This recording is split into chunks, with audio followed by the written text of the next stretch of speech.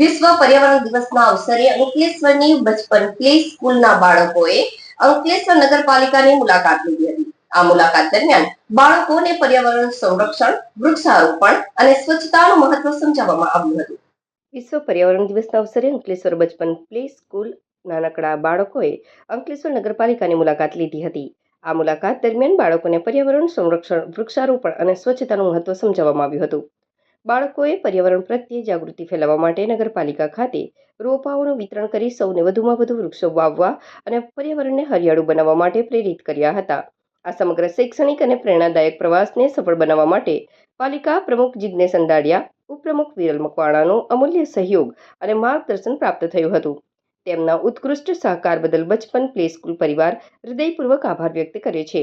આવા કાર્યક્રમો દ્વારા બાળકોમાં પ્રકૃતિ પ્રત્યે પ્રેમ, જવાબદારી અને સામાજિક જાગૃતિનો વિકાસ થાય છે, જે ભવિષ્યમાં એક જવાબદાર નાગરિક બનવા માટે ખૂબ જ મહત્વપૂર્ણ છે.